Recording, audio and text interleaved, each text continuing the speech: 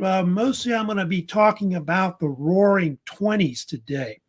Of course, getting that, of course, there's a lot of things I got to get to. It wasn't exactly roaring if you look at before what happened, like right after World War One. But I'll kind of talk about that today, what happens with that. But last time I think we had talked about the Paris Peace Conference. That was one of the things that we had discussed. I think we were up to like talking about the end of World War One, how the Allies had defeated Germany in the war. Oh, Taylor, your cam's not working? Okay, just wondering about that. But anyway, we're talking about the Paris Peace Conference, and the Allies met in Paris, France, in 1919 to decide, the outcome of World War One. If you remember correctly, the Germans had surrendered to the Allies November 11th, 11 a.m., the Forest Compiègne in northern France. The Paris Peace Conference itself was right there. It was from January to June of 1919, you can see. And, of course, those are all the big powers that met there. So I can blow it up right here for you. But you can see the big four were there, which were the representatives and countries of the United States, Great Britain, you can see, also France, and then also the Italy. Each had like representatives from those countries, you can see. Britain, I guess Woodrow Wilson right there, United States, of course, first. Then you had Prime Minister of Great Britain, David Lloyd George. You can see also the Prime Minister of France, George Clemenceau, and the Prime Minister of Italy, Vittorio Orlando, as well. I think I've got a picture showing you all four that were there at the peace conference. The one on the far left is David Lloyd George, right here. You got also Vittorio Orlando, which is right here. George Clemenceau, and then Woodrow Wilson. Of course, a lot of them did not like Woodrow Wilson's 14 points. I think there was a deal where George Clemenceau had made the comment that only Almighty God had 10 commandments, remember correctly about that. So, yeah, a lot of people thought that his ideas were kind of idealistic, and, pretty much Britain and France what they wanted to do, was that they wanted to punish the Germans, for the war. I want to talk about today, like what was in the Treaty of Versailles. What did the Allies do to really punish the Germans in the war? Of course, they believe it caused, World War II to break out because, the Germans felt like they got stabbed in the back.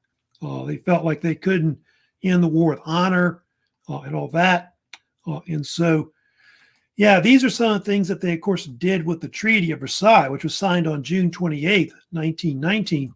Of course, the Germans lost a lot of their territory, not just in Europe, but colonies overseas. They lost Alsace-Lorraine, which was kind of that western part of Germany. The Rhineland was demilitarized, if you know about that. The Germans were held responsible for the war, which they talked about in the video, the so-called war guilt clause, so-called Article 231. Germans really had no choice. It was either, take whatever the Allies gave to them in the treaty, like dictated to them, or be invaded by the Allies. So that's kind of a major problem that they had. Germans could only have a 100,000-man army, which was supposed to be only for defensive purposes, by the way. And then also war reparations. That's the main thing. That's the most famous thing that went into the treaty, which the Allies forced the Germans to pay $32 billion in war reparations, which it took them years for the Germans to pay it back. I think up until recently, a few years ago, they paid it back. And then, of course, the Treaty of Versailles, if you know about it, also added new countries in Europe. Here's some other slides, of course, about the treaty. The treaty, of course, would create the League of Nations, which was founded, of course, I already talked about it, in 1920. Of course, we did that already. There's a few other things, of course, they did too, that you can see. But yeah, they couldn't have like any kind of naval power much, no air force also as well. So that's something. They also took a lot of their coal. I remember they were talking about that in the video. A lot of the coal, a lot of the area, the western part of Germany was pretty much taken over and demilitarized. Another thing, of course, you can see here in this map, you can see how Europe basically is kind of redone after the war. You have all these new countries that are formed after the war. Yeah, you can see all kinds. They have like Poland is created, Czechoslovakia, Estonia, Latvia, Lithuania, Yugoslavia. State right there is created out of multiple states. Finland is also created too, above the Baltic states. And then also Austria and Hungary were also separated. I'll put them on the screen for you again, but those are all the different states or countries that were kind of created after the war. But the only thing about that was that a lot of these states, were kind of weak, was one thing about it.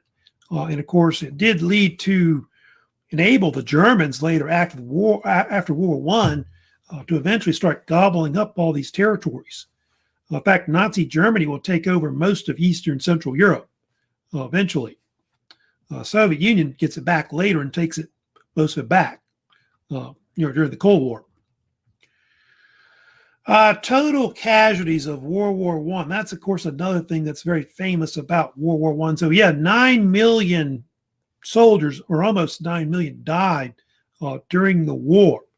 Kind of give you an idea of the casualty rates. They may have had 20 million with the civilian numbers too. You can add in there as well, but 1.4 million French died in the war. About 900,000 British soldiers died. Russians about 1.7 million. The Germans 1.8 million. So it's kind of an idea of how many. Austria-Hungary about 1.2 million died in the war. Turks, Ottoman Empire, about 325,000. The Americans, we had about 130,000 killed in the war. So the amount of numbers that we had that died in the war were much less compared to some of the other powers that were also in the war. In the United States, the Spanish flu, or the so-called influenza pandemic, which happened kind of at the end of World War I, killed hundreds of thousands of people in the United States. At least 600 to 700,000 Americans may have died of the Spanish flu, which peaked about 1917 to 1919. It killed not quite 1% of the population. They believe it was a type of pandemic that they think started in the Midwest, like in Kansas. It was brought by American soldiers to Europe. And then from there, it was spread all over Europe. So it became like a worldwide pandemic, kind of like what happened with COVID. And close to 50 million people died worldwide from it, quite a lot. Yeah, we didn't have quite as much, but I think like the number one country that had the most deaths, I believe, was India, which I want to say had 8 million or more. That was 8 to 10 million, I think it died, I think, in India at one point. But that's really not that much compared to, like, say, the United States, 700,000. I know COVID's kind of like around that now, but that's out of 330 million people. So it's a little different. I think it's like 1/10 of the kind of population percentage that, died with COVID compared to, say, the Spanish flu.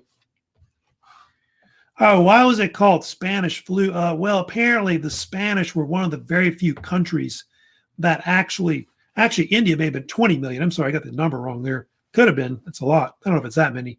But apparently in Spain, they weren't as, the censorship wasn't as bad as other countries were during the war.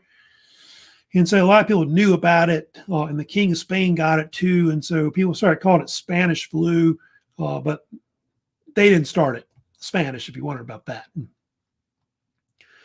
Now, let's also talk about the Treaty of Versailles, of course, what happened. Of course, one of the main things that happened in the war, if you know about it, was the Treaty of Versailles was rejected by the United States. In fact, we rejected that and we rejected the League of Nations, both of them. We didn't want to get involved in either one.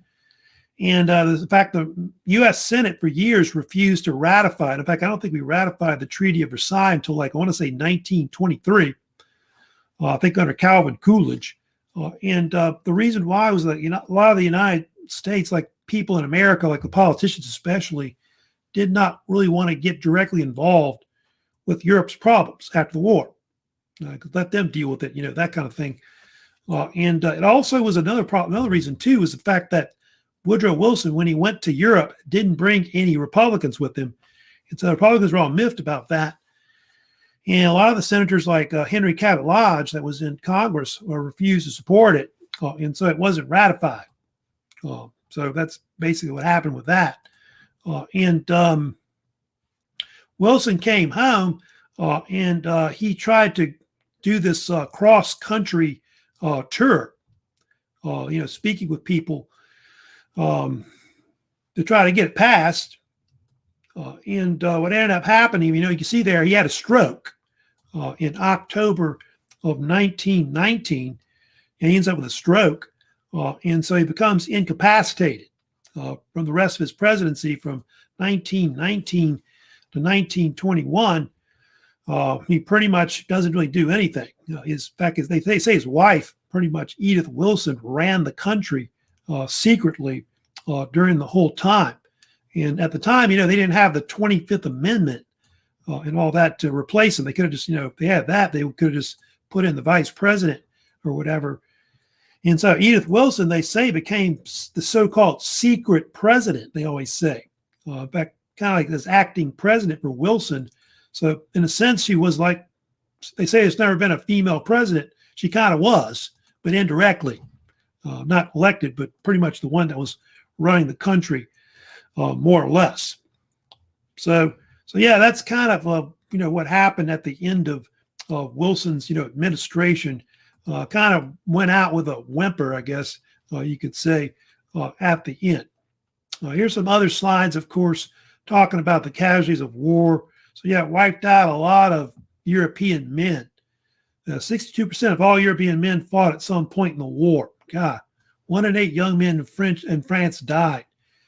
Yeah, it may have been as many as 10, 11. It's kind of hard to say. I think it's 9, 10 million is about the time. But look at the wounded. That's crazy. 30 million men were wounded during the war, not including the ones that were killed. Look at the cost of the war, too. $180 billion, basically, is the amount of people, of course, that got killed in the war. All right, of course, we're going to move on next. I'm going to, of course, be getting into one of my next things I'll talk about, which is the so-called, we'll talk about the Roaring Twenties, which, the Roaring Twenties don't really begin to roar until later. That's one thing I'll get to. It's not really roaring, I think, until, I want to say 1923, but we'll, of course, keep getting into that. Today's lecture discussing the fact that eventually America prospers in the 20s, like after World War I, especially from 1923 to 1929, till the Great Depression. But it doesn't start until Calvin Coolidge really comes in around 1923. I'll talk about Warren Harding, who was president for a while, but he died in 1923. Before actually all that happened, we got to talk about the fact that they have all these problems that they have in like under the Wilson Harding administration. I'll get to kind of talk about Harding a little later when he comes in, but they get all these problems after the war that occurs, where the country kind of goes through this post-war recession or depression. It's kind of a debate about what it was after the war. But yeah, it's something we kind of go through, where there's like this it's really bad economic time because of the fact that the economy is kind of shifting from wartime to peacetime. So I'll kind of explain about that, about what that was a little later. But first, like I said, I want to talk about first this man named Warren Harding that comes in, who becomes president of the United States. in 1921. Warren G. Harding was from Ohio. And what happened in the 1920 election, the Democrats thought that they could run on that whole issue of the Treaty of Versailles, and try to get the treaty ratified, also try to get the United States to join the League of Nations, which was forming in 1920. So they made that the whole issue of the war. But a lot of Americans were sick of World War One. They wanted to move on to I guess American life, go on to peacetime, more or less. And so what the Republicans made a big deal about the whole 1920 election was they wanted to return to normalcy, go back to normal times, peacetime, forget about what's going on in Europe, all their problems. And America's going to, of course, go into like an isolationism period on the 1920s and 30s, as you know, between the wars and all that. So that was the view of the Republican side anyway. So you got these two men running against each other from Ohio, which is weird. Warren G. Harding, who was a senator mostly from Ohio, and then you had James Cox, the actual governor of Ohio, also as well, as a Democrat. So it's kind of strange about that. You got two these men going against each other. And what gave, by the way, Harding the election was a famous speech that he gave during the campaign in 1920. He said that America's need is not heroics but healing, not nostrums but normalcy, not agitation but adjustment, not surgery but serenity, not the dramatic but the dispassionate. And of course, people made fun of him and said, there's no such word as normalcy. And Harding said, it is in my dictionary. And so anyway, it's now a word now people use. I think he kind of invented it. But he wanted the country to return back to normal times, peacetime, forget about World War I, all the problems with it, all that. And so, yeah, Harding ended up winning the election, the popular vote, pretty good. Won 64% of the popular vote, 404 electoral votes in a landslide against James Cox of Ohio. You can see Cox only got 128 electoral votes. So he was right about that, about the fact that everybody wanted to go back to peacetime and all that. Now I'll get to, he's not in power very long. He's only in power for like 2 years or so. He dies in office of a heart attack, of course, in 1923. He's more known for his scandals, the so-called Harding scandals that kind of rocked things in Washington, D.C. Now, what I'm saying is, like, between the wars, there was a lot of problems. Here you can see kind of a electoral map, by the way, of the election, which he won easily. But yeah, there's a lot of problems in America going into after the war, like starting around 1919, 1920. And after the war, like I told you, the fact that the wartime industries came to an end. They couldn't start to keep making all these tanks and whatever else they're making, planes, etc., for the war after they had to go back to peacetime. And so all these different businesses shut down, factories closed, people were, put on unemployment basically at that point. And so thousands and thousands of people lost their jobs. In fact, returning veterans from the war couldn't find jobs either. It's pretty bad. Farm prices also declined as well. And the average wages also declined as well in the country. So people were not doing so well financially. And what happened also was between 1918 and 1920, they had all these so-called labor strikes throughout the country where workers striked to get better wages, better working conditions after the war. And you can see maybe close to 4 million people may have striked at one point. That's quite a lot throughout the country. You can see more than 3,000 strikes nationwide. It's one of the worst periods in American labor movement where you had this kind of tension with the labor movement, labor unions, and so on. And there are several examples I kind of give you of, different strikes they had in American history. One of the most famous is called the Boston Police Strike. You may have heard about where the Boston police went on strike. Yeah, this is in 1919 that occurred, and they wanted higher wages. They wanted improved conditions. And what happened in Boston, it led to basically riots, mass looting in the streets because there was no police to stop anybody. Kind of like what happened last year. Remember all the riots and looting they had, just like that. It's kind of weird. It was almost 100 years ago that happened.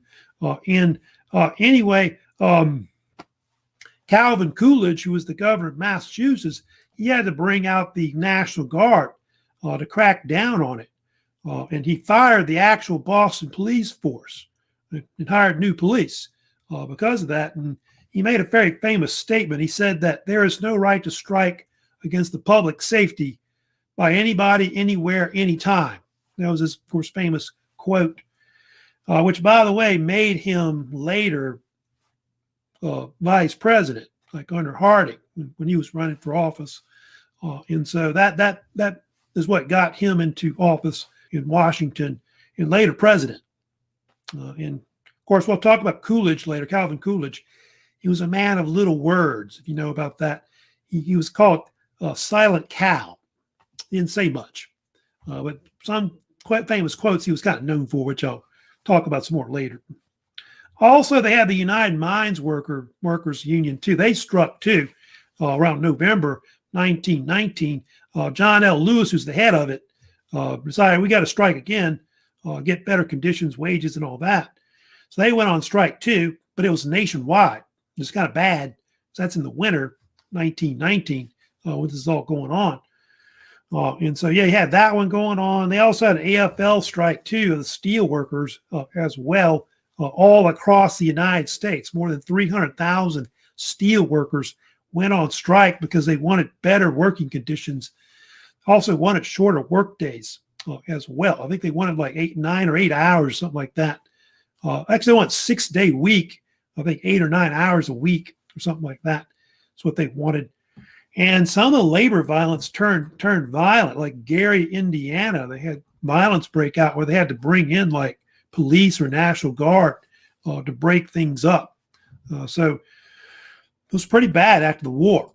And a lot of people thought that many of the people that were behind it were actually people that were anarchists, socialists, radicals that were in the country. And if you know about this, it's all brought on something you may have heard about that was called the Red Scare, which occurred right after World War I. The Red Scare was this period of mass hysteria, paranoia in the country that occurred after World War I, where there was a fear that communists, Bolsheviks, those kind of people, anarchists, socialists, whatever, were going to try to take over the country. Because the fact that, in Europe, that's what they were trying to do. The specter of communism was taking over Russia. There were attempts to take over Germany, 1919. I think they tried also in early 1920s, I know in Italy as well.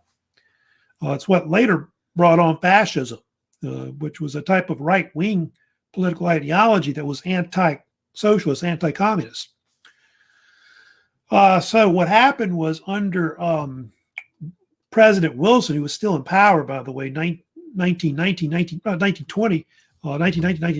about when it was, they had the so-called Palmer raids that they had led by Mitchell Palmer, who was the attorney general under Woodrow Wilson.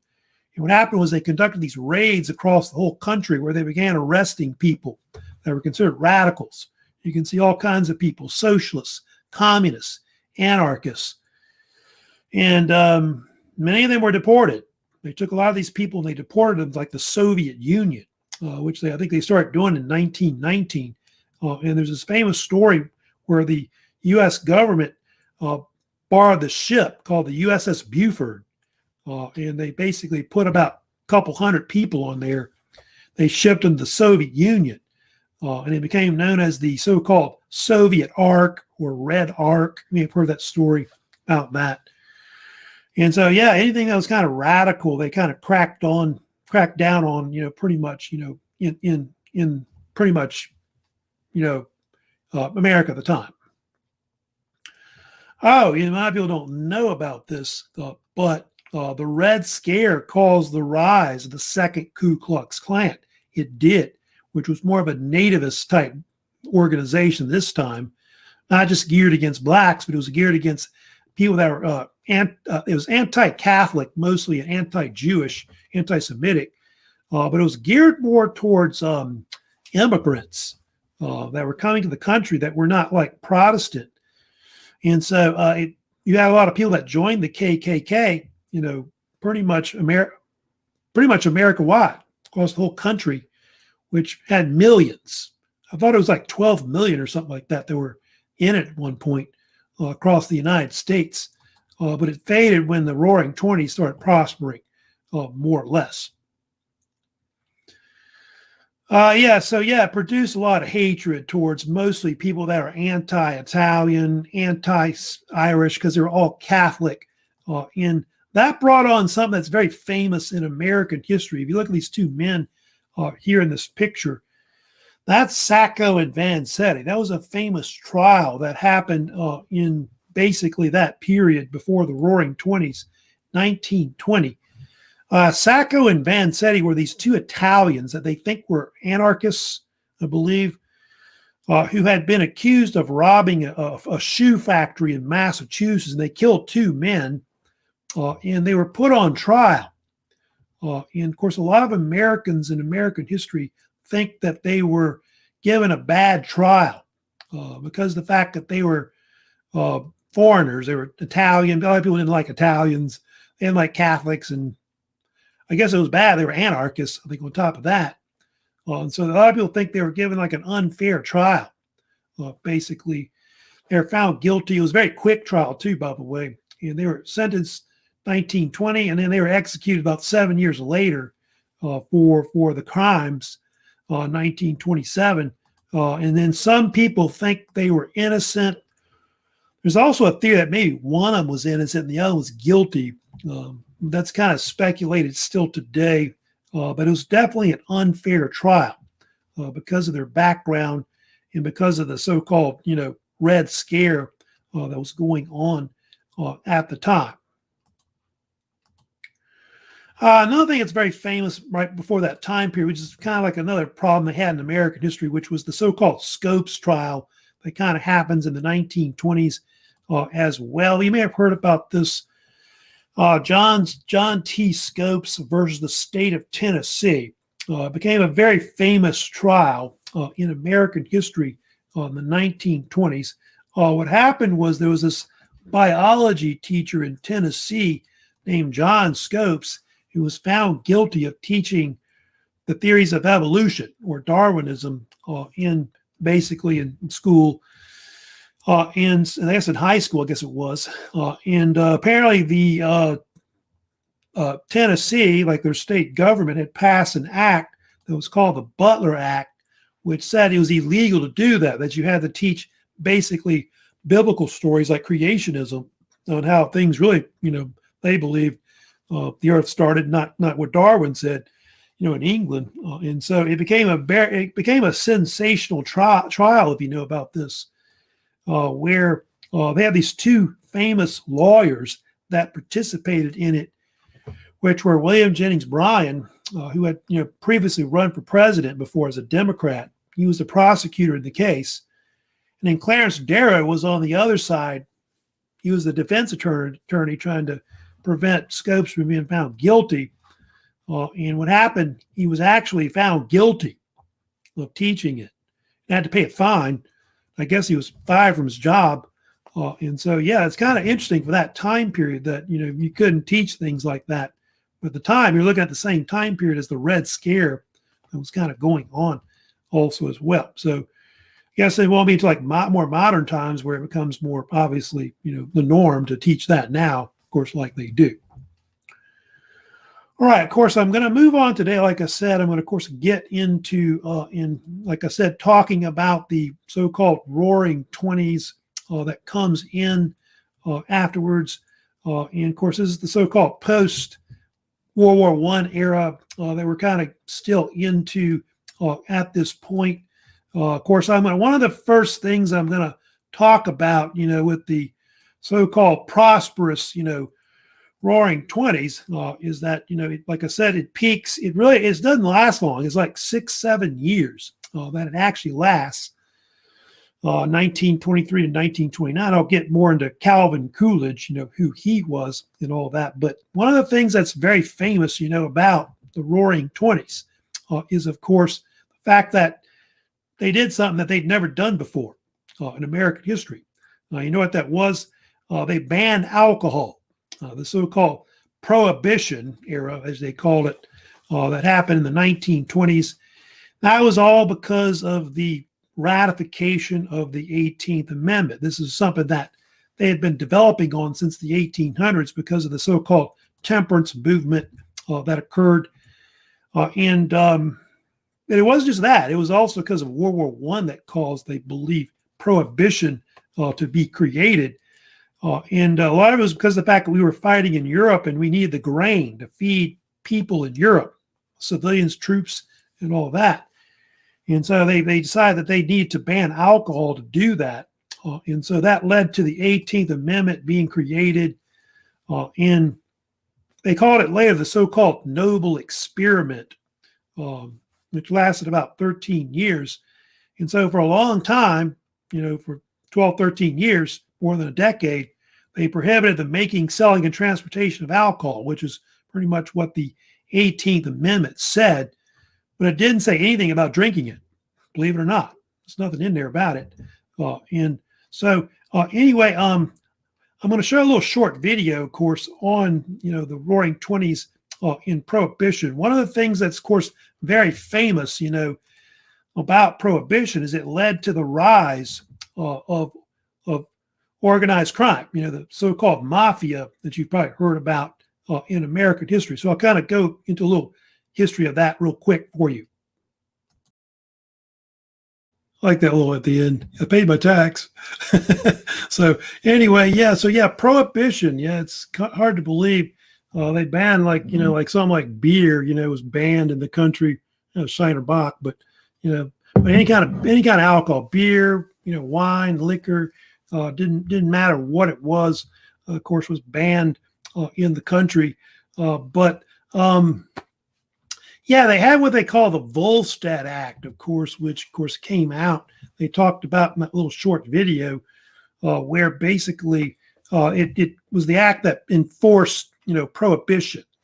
And it also defined what it was. It had to be like 0.5% of alcohol or less to kind of be okay. But if it was more than that, it's pretty much banned, and everything else became, illegal.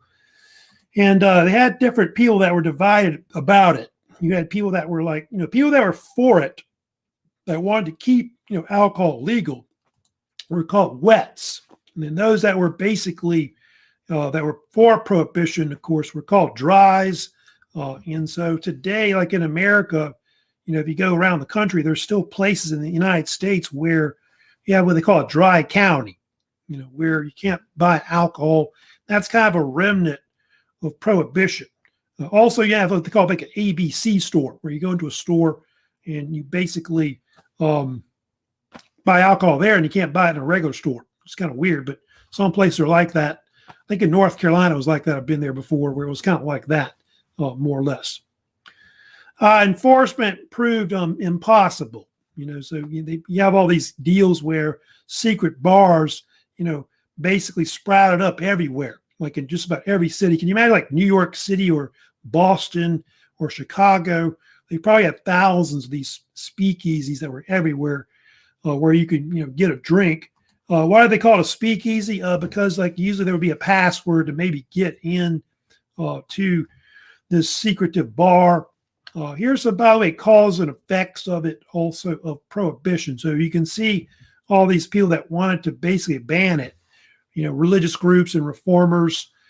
And then you got the effects of it. Obviously, it did cause a decline in alcohol consumption somewhat, but it led to a lot of obviously illegal activity, organized crime throughout the United States. Speakeasies, of course, as they're called. And there's different kinds. You have like jazz clubs, and things like that, Cotton Club or something like that, where they may have sold alcohol illegally.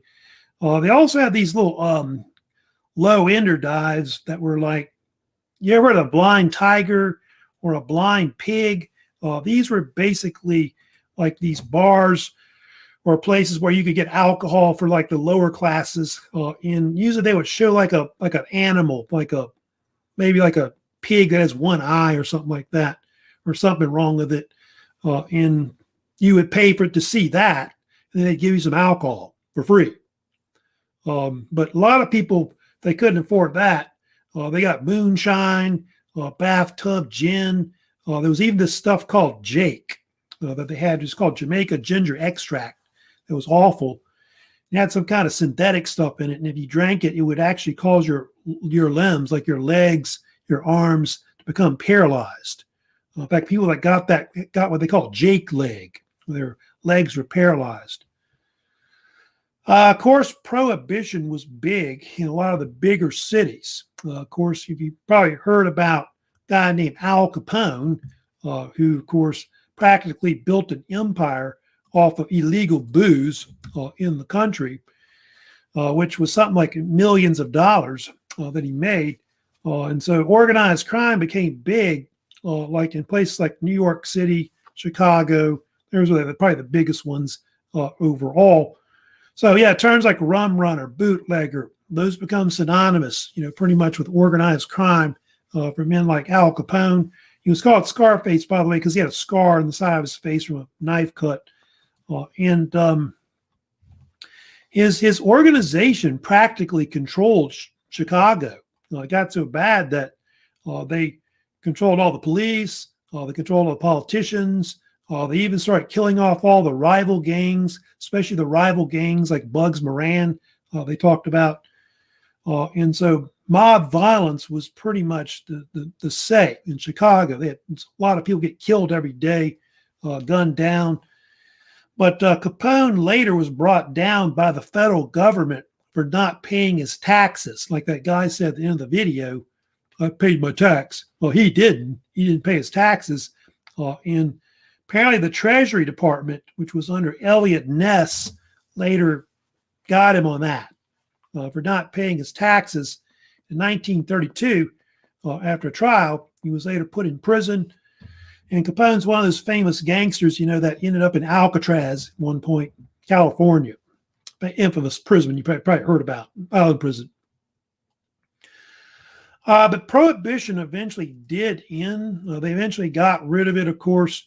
It was repealed, of course, with the so-called 21st Amendment that got rid of the 18th Amendment. It basically repealed the 18th Amendment is what it did. And so this happened under Franklin D. Roosevelt, who came in as president in 1933. So pretty much people were sick of, of prohibition, and all that. So they wanted to get on with it. I think after that, people didn't drink as much. And it did change a lot of the liquor industry. Like there's very few people manufacturing beer afterwards. Like I talk about Shiner Bock, which probably got started, I think, a while back. When was that founded? Shiner Bock exactly, I forget. It's one of my favorite beers, but it's going to be like up into almost like the 80s or something like that before you start seeing more of these micro type breweries that come back. It puts a lot of businesses out of business because of what happened with prohibition and so on.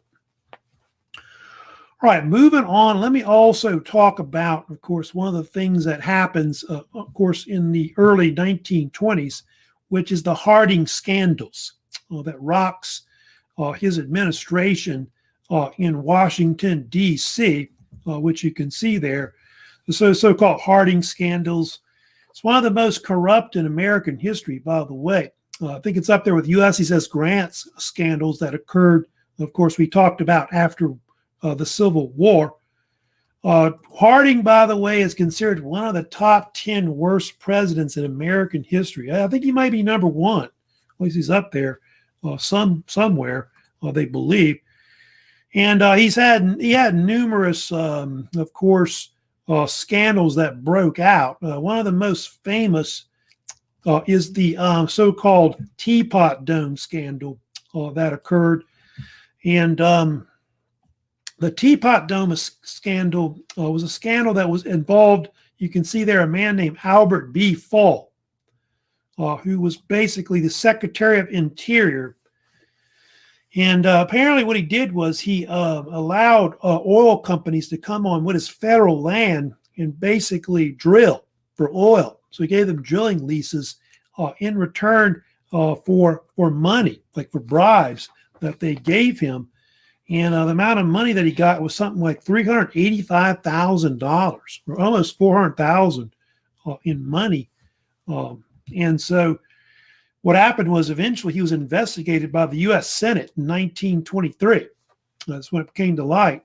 And he was actually convicted of it. He was sent to prison, and he became one of the first Americans to ever go to prison as a cabinet member. I think he only served like 1 year, basically, but he's an example of some of these corrupt politicians that were basically under Harding. A lot of them were part of a thing called the Ohio Gang. The Ohio Gang was like these corrupt politicians and industry leaders that were under Harding, but they didn't come out until the 1923-24 time. So about that time period is about when roughly people start really finding out about it. I know by the 1924 presidential election, you start hearing about a lot of these scandals that come out, especially after Harding dies of a heart attack.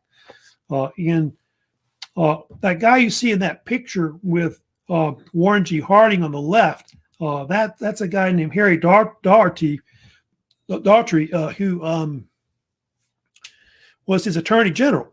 And apparently one of the things he was doing that was kind of famous was that he was actually covering up people that were violating the Volstead Act. I guess he was taking bribes or whatever from people where they wouldn't arrest him for, circumventing the Volstead Act and the 18th Amendment and all that. And so that's something he got in trouble for later about that. He actually resigned over it. Another man that got in trouble too, you can find it somewhere, is I think it's right here, is Charles Forbes. He got in trouble too as well. He was head of the Veterans Bureau, which I guess would be today the so-called Veterans Affair. Forbes basically, he actually supposedly stole money from the Veterans Bureau, which I don't know if it's 200 million, but they had a lot of money that was missing apparently, which was supposed to be earmarked for, veterans in hospitals and things like that. And so that was another scandal that's really rocked Washington, D.C., more or less. But the teapot scandal, it got its name from the fact that this structure in Wyoming, you may have seen it called the Teapot Dome or something like that. I think it was that in Elk Hills, which I think was in California, I believe. Was also another place where they stole money, Central California. And so, they were, obviously he was making a lot of money off of basically this oil leases that he was letting people do. But most of the scandals, by the way, didn't really come out until later. In fact, until actually Harding died. That's the weird thing about it, more or less. And Harding would die of a heart attack eventually. And I'll kind of talk a little bit about that because what's going to happen is Calvin Coolidge is going to come in. He's going to become eventually the next president of the United States. Let's talk a little bit about Harding, what happened to him. Well, Harding was taking this trip to Alaska. And on the trip, apparently what happened was he got ill, got sick. And they were on the way back, and his doctor, I think his Surgeon General, misdiagnosed it as food poisoning. I said an upset stomach or something like that. Well, he got to San Francisco, and he died of a heart attack. Of course, is what ends up happening. So he basically dies. And so what ends up happening, I'll get to it a little bit later, at Calvin Coolidge, I'll talk about him later. He ends up, of course, becoming president, who is from Massachusetts that I talked about before. He was the former governor of Massachusetts. He becomes the 30th president of the United States, and he'll be president until 1929. I'll get to it later, but he's called Silent Cow, more or less. That wasn't it. There was something else that became a big thing, if you know about after he died. Well, apparently they found out that Harding had had a bunch of affairs with a bunch of women when he was in the White House. Yeah, that scandal too. There were two women, actually, I'll put on the screen. But you had Nan Britton, who was his secretary, had an affair with her. And then also he had an affair with a mistress, I think back in Ohio, named Carrie Fulton Phillips. And apparently she had blackmailed him. Yeah. When he was running for president in 1920 and had to pay her off. Crazy about that. There was also a rumor that his wife, Florence Harding, had poisoned him. And that's why he died, not a heart attack. They now think it's untrue. But a lot of people believe that because they heard the scandal about what happened with all these other women. So they thought, yeah, maybe his wife killed him, basically. So it's an interesting story about, Harding and what happened to his presidency. But like I said, his presidency was one of the worst in American history that you really ever read about. All right, so I'm going to move on. I'm going to next talk about Calvin Coolidge, who I said comes in next as president of the United States. Of course, I told you that people called him Silent Cal, right? That's one of the nicknames they dubbed him. He, of course, like I said, was the 30th president of the United States. And I didn't really talk about that. Like, why was he called Silent Cal? Well, I talked a little bit about it, but I didn't explain it. But he didn't say too much. Like, he didn't speak much. He was kind of a soft-spoken kind of guy, silent type, that kind of guy. There's a joke about him they make sometimes. I think I remember, which is famous. I sometimes talk about, which is apparently he was at a party and some woman made a bet with him that before the party ended, she could get him to say more than 2 words. So through the whole party, he didn't say anything, like nothing. And then at the end of the party, he came up to the woman and he told her, he said, "You lose." That was all he said. So he didn't say too much. But there was one thing that he was known for, of course, Calvin Coolidge. Under him, like I said, that's when the Roaring Twenties prospered. So it's considered one of the best periods in American history, especially in the early 20th century. So for about 6-7 years, the country went through a period where the economy was booming. People were making a lot of money again. And of course, Coolidge ran later for president. He would run in 1924. And he would run on this belief, just like some of these other presidents before, like with, I guess, Harding had the same idea. But basically, he ran on a policy of laissez-faire, this idea that the government shouldn't regulate the economy with business. And he made a famous quote, which is a variation of that quote in that picture. But his actual main quote, he said, was this. He said that the chief business of the American people is business. And so it kind of made him famous and all that. And he's known for a few quotes, but like I said, he wasn't really known for talking a whole lot. Now, also, he ran against this guy named John W. Davis, who was a lawyer, a diplomat, and politician from, I believe, West Virginia. And he easily won in a landslide. It was like, wasn't even close, the election, the guy that he ran against. He ran against him and also, I think, Robert LaFollette, who was from Wisconsin. What the Democrats tried to do in the 1924 election was they tried to accuse Coolidge of corruption, the fact because Harding had done all that, but it didn't work. It kind of bounced off, and the reason why was because of the fact that the economy was starting to boom under Coolidge, and and also Coolidge ran on this famous slogan. I'm sure you've heard of it, which is that "Keep cool with Coolidge." That was his main slogan, and that slogan worked. It was a very, very popular slogan, especially in that early period of the 1920s. And so Coolidge went on to win in a landslide. He got 382 electoral votes in the election. Not as good as Harding did, but it helped propel, him and the economy, of course, into the, prosperous Roaring Twenties, of course, that would follow later.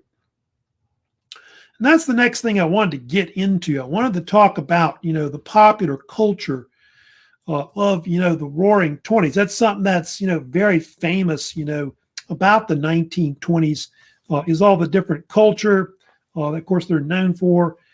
And exactly why was the Roaring Twenties such a popular period? Like why did it like do so well, more or less?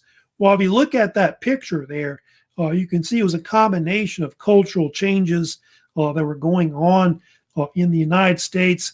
But it was also this shift, by the way, from the 19th century to the 20th century, where you start seeing all these new technologies that are existing. Also, the mass production of all these different goods that people want in their life, whether it be cars, airplanes, radios, whatever, phonograph, whatever people want to buy, basically. And so that had a lot to do with why, the Roaring Twenties became a prosperous period, in American history. Of course, one of the things they always talk about, with the Roaring Twenties, is the automobile, which starts to get mass produced in the United States, so you start seeing like the Model T, Model A, start coming out at that point, and the automobile was important. The automobile helped to revolutionize American life and society in the 20th century. It made transportation easily available. Everybody could go, pretty much anywhere as long as they had roads. You didn't have to be on a timetable. You don't have to worry about getting on a plane or getting on back then probably didn't have planes, but maybe a boat or maybe obviously trains, more or less back in those days. And they believed that the automobile was able to be mass produced because of the assembly line that was developed at the time. And the Model T was one of the first to be mass produced, like in the millions, which was done by Henry Ford's Ford Motor Company, Detroit, Michigan. And the so-called Tin Lizzie, which was almost like a tin can on wheels, was one of the first to be mass produced. In fact, from 1909 to 1927, Ford Motor Company produced 27 million Model Ts. That's a lot. That's over 1 million a year. And I think originally you could get them for hardly anything. I think the average price of a Model T was about about the 1920s, maybe $950, something like that. Most of them were black, like that. I think the old joke about the Model T was that you could get it in any color as long as it was black, because of the fact that I think back then they just painted cars so they wouldn't rust. But then later they started painting different colors. But first they just painted just to prevent it from rusting. Women became very independent because of the automobile. That's one thing that happened. So women could do anything. They could go get jobs or whatever. And I always talk about the fact that women became more independent in the United States because of the automobile. Voting became big too, of course, by 1920 and after. And also birth control became more easily available as well. So those three things, more or less. Also, you see the rise of these women I just showed you, of course, which were called flappers, which I think I showed the flappers originally of course, they're behind me right there from the left and right, the flappers. Flappers were these independent women, in the 1920s. They wore the short hair. You're looking at the bobbed hair. Some wore these helmet hats or something that they would wear, short dresses. They would smoke. They would drink. So kind of like men. They were more promiscuous in the 1920s also as well. They became icons. The flappers became icons, pretty much in the 1920s. There are always all these kinds of dances you may have heard of, like the Charleston, the foxtrot, which were, of course, also big as well. Now, let me go ahead and talk about also, and Ford, by the way, I did want to mention too about Ford. Henry Ford would also develop the first V8 engine. That's something he's known for. The so-called Model A, Ford Model A, was the first car to have a V8 engine. Did you know that? It came out, and so engines started to become more powerful, and all that. All right, I'm also going to talk about other things that were famous too in the 1920s. You may have heard of Charles Lindbergh as well. Lindbergh was considered the most famous person in the 1920s. Everybody knew who he was. They called him Lucky Lindy. And Lindbergh is, if you know about it, is very famous for his transatlantic flight in 1927, where he flew solo across the Atlantic from New York to Paris, France. Of course, you see there, he's famous for his famous plane that he named called the Spirit of St. Louis. And Lindbergh was very important because the fact that he made the airplane more popular. Everybody knew about the airplane at the time, but he more popularized it. People started using it more for commercial aviation and also warfare. And so his flight took place May 20th to the 21st, 1927. That was when it occurred. I think it took like 32, 33 hours, I think, to cross the Atlantic from Long Island, New York, to what is Paris, France. And by the way, it became the greatest sensational story, ever, in the 1920s. Everybody knew who Lindbergh was and all that. And he's also a tragic figure, Lindbergh. During the Great Depression, his child was kidnapped, so-called Lindbergh kidnapping. You may have heard about that occurred in 1932, where this German-American man, kidnapped his kid and tried to ransom him for money because I guess his family was wealthy, and the kid died. It's kind of a tragic story, but Lindbergh was kind of involved in World War II. Like he helped, bombers I want to say Germany and Japan and all that, of course, during the war later. All right, besides Lindbergh, of course, we also got baseball as well. Baseball was a big thing in the 1920s. In fact, baseball was the most popular sport overall. They call it America's pastime, if you know about it. Babe Ruth, you heard of Babe Ruth, of course, was the greatest baseball player in the 1920s. If you know about it, during the 1920s, he hit at one point one year 60 home runs, which was not broken, by the way, until 1974 by Hank Aaron. Also, you got Ty Cobb, who I think I've got a picture of as well. Ty Cobb was the other famous baseball player that was real popular in the 1920s. He played basically for the Detroit Tigers, so he was pretty big. Of course, Babe Ruth played for the New York Yankees.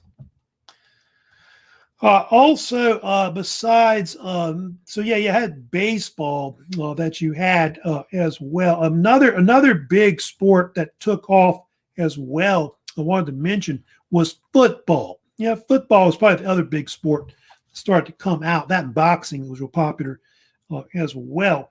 Football was a type of sport that evolved from rugby. They think from the Ivy League schools like Yale, Harvard, etc. They started developing the sport initially. And so that's kind of where it evolved from.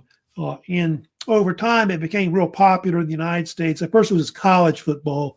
And then they started like NFL football around the 1920s and 1930s. And at the time, Newt Rockne, who was the coach of, by the way, Notre Dame University, he was considered one of the greatest coaches in the 1920s. He had almost a 90% winning percentage. 88, I think it's 88% range, but it was almost 90% range. It was considered one of the greatest coaches for a long time. Won several national championships at Notre Dame. Of course, that picture you're looking at right there, that is Red Grange. Red Grange.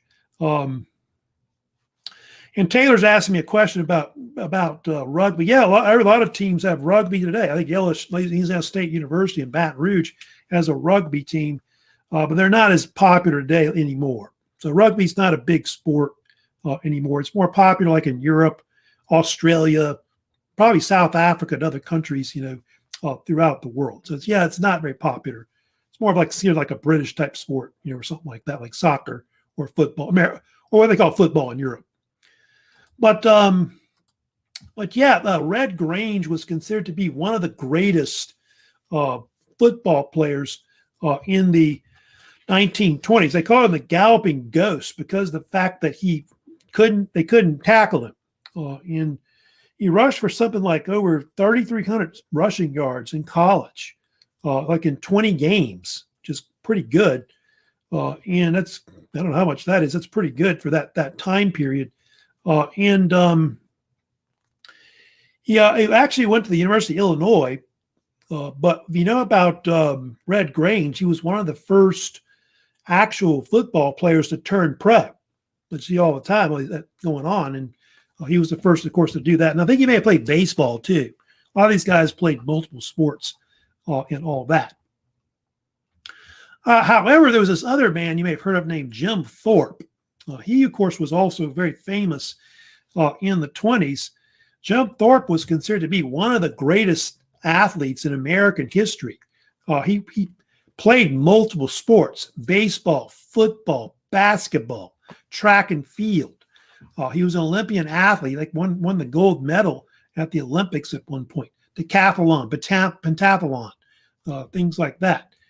And he was also a Native American, I think Sac and Fox Indian, I believe. And so that's something that most people don't know about Jim Thorpe, that he was a Native American. So considered one of the greatest American athletes, especially in the early 20th century, more or less. You may have heard of this man. He's a famous boxer in American history in the early 20th century. You're looking at, of course, Jack Dempsey, considered one of the first great heavyweight champions of the world. They call him the Manasseh Mauler, who had a pretty good record as a boxer. Was also very wealthy. In fact, he's considered one of the wealthiest athletes in the 1920s, or in the Roaring Twenties. And he had a famous quote he said once that's very famous. He said, "I can't sing and I can't dance, but I can lick any SOB in the house." And I think he was wealthier than Babe Ruth. I think that's the other athlete that was probably the wealthiest, basically, in the 1920s as an athlete. He was actually half Irish, half Cherokee, also as well. And Dempsey was famous for making boxing popular because of the fact that radio was starting to come in at the time. And so because of radio, a lot of things like sporting events became something that people wanted to go to or listen to about. That's one more thing I'll talk about, I think, for today, and that's it. I'll talk about also the development of also radio that comes in at the time. Radio starts to be more commercialized in the United States. And radio became popular due to different things. It was most because of two men. Guglielmo Marconi, as you know, made radio popular, like radio, what they call wireless radio at the time. And then Lita Forrest, another American, invented the so-called vacuum tube, which was used for radio, basically like a radio receiver, I guess, or whatever. And so that really made radio more popular. And so you start to see radio stations popping up everywhere across the United States. And so what happened was it led to one of the first, radio stations founded, which was in Pittsburgh, Pennsylvania, which was called KDKA, which you may have heard of. In, I think, 1920 or 21 when it got started, roughly they think. And so it introduced a lot of new things to the public, like jazz music, became popular because of these radio stations. Famous comedians, I think the biggest comedian in the 1920s was Will Rogers. You may have heard of him. He was very funny. But a lot of people, celebrities, would get on there on the air and talk to people and stuff like that. And so that really is going to make like music popular. Everybody wants to buy a radio and things like that. And I'll talk later in the week how, they start listening to music like jazz and other kinds of swing music and things like ragtime music, and things like that become big. So I'll talk about jazz music, later. I'll kind of finish up, wrapping up the Roaring Twenties. I didn't quite get to finish it today, but I'll talk about some other culture on the Roaring Twenties. And mainly I'm going to get later in the week, I'm going to talk about the Great Depression that's going to occur. The Roaring Twenties is going to bust in 1929. It's going to break because of the stock market crash that occurs. So this period we're talking about, it only lasts for like something like 6-7 years before it blows up. And it's going to be years before America comes back, from prosperity that it had before. So we'll talk about that later. But before I go, don't forget, I did have some assignments that were basically, I think, due. Let's see, what was those 2 things y'all have? Of course, the Gilded Age quiz. Don't forget that's still up, of course. Still got it open. I know it should have closed already, but I left it open over the weekend till tonight. And then, of course, the main thing y'all need to get into, of course, is the first exam. Start working on that. Try to wrap that up more or less. And so that's it for today. I hope y'all have, I guess, good rest of the week. I guess nobody else has any questions. I think Taylor had a question, I know, about rugby and all that. But yeah, rugby just isn't that popular. Everybody likes American football. The gridiron football, I think is what they call it, Canada or something like that. So anyway, that's it for today. Y'all take care, and y'all have a great rest of the week overall. So y'all take care.